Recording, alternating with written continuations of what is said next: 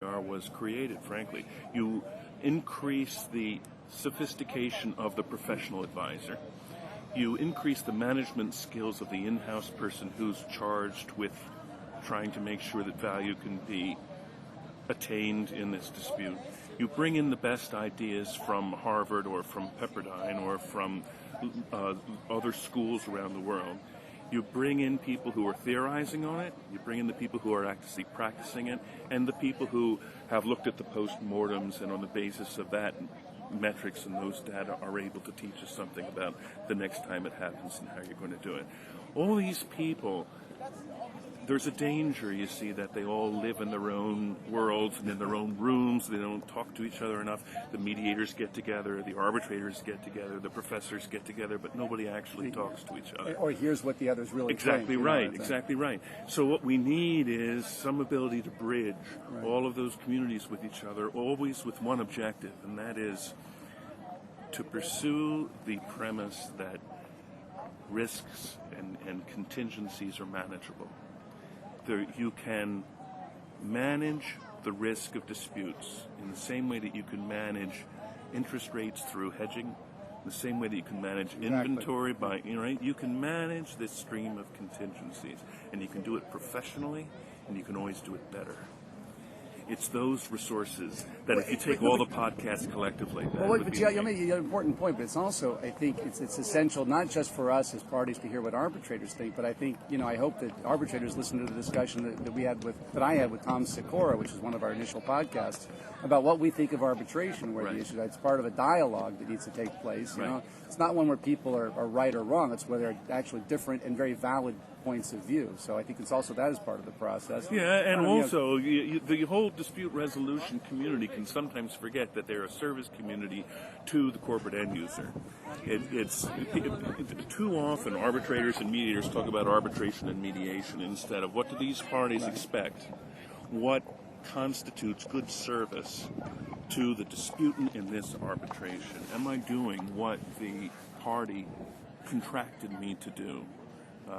You have talked to me about the sense of accountability, just like everyone else who is trying to add value to a corporation. So people who are professional dispute managers and dispute resolution people need to remember they're answerable to the final end user for the quality, the efficiency, and the integrity of that process. Yeah, and that's our point of view, and I think you'll hear that on this. You'll hear, I think, on these podcasts also some different points of view as to why many arbitrators believe that maybe that's not the right way to approach it, and I think it's important for people to share those perspectives. So we'll be talking to also some in-house counsel. We've started to go down that path in one, and talking to arbitrators and lawyers and mediators, both at the domestic and international level.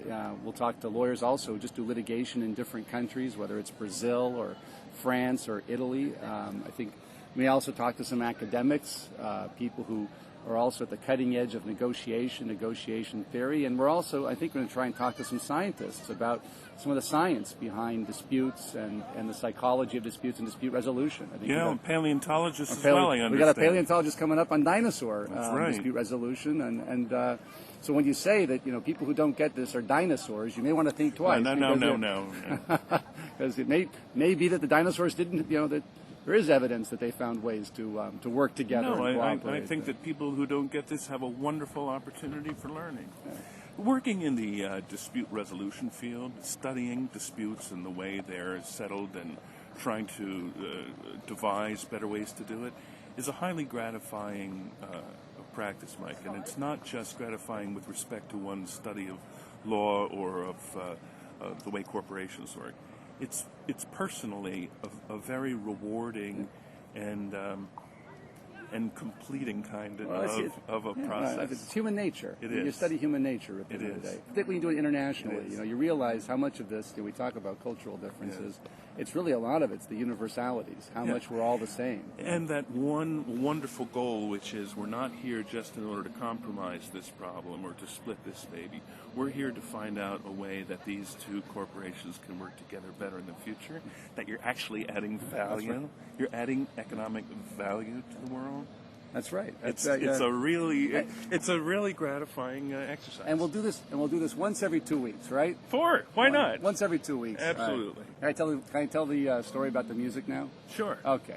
Note noir. A lot of people who've listened to these podcasts have asked me, why do you use this interesting, everybody says it's nice music, but it's this early jazz. It's the music of, it's recorded by an Italian group called Note Noir. They are inspired by Django Reinhardt. And if I may, just a minute, we're listening here to Mike McElrath, who once spent about 90 minutes of a transatlantic phone call in a conversation about the difference between sevenths and ninths. That's right. You You were the other part of that conversation. That's right. That's true.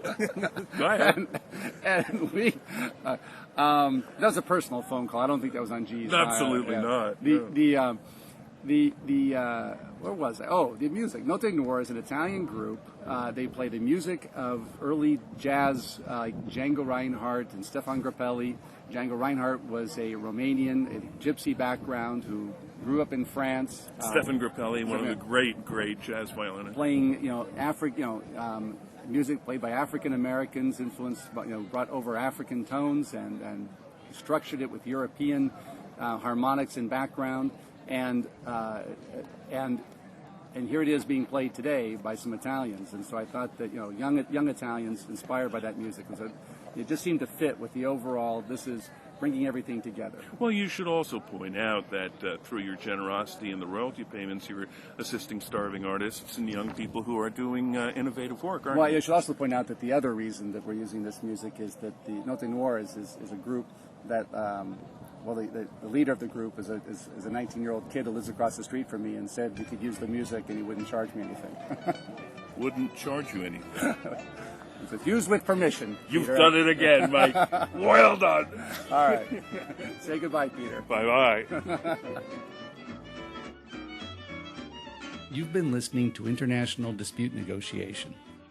This podcast is presented by the International Institute for Conflict Prevention and Resolution, CPR.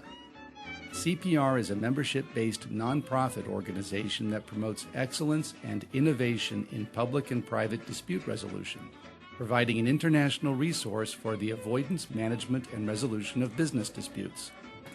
For further information about CPR, or to download archive versions of this podcast, go to www.cpradr.org. Questions about this podcast or the issues discussed can be addressed to idn@cpradr.org. The music of Note Noir is used with permission.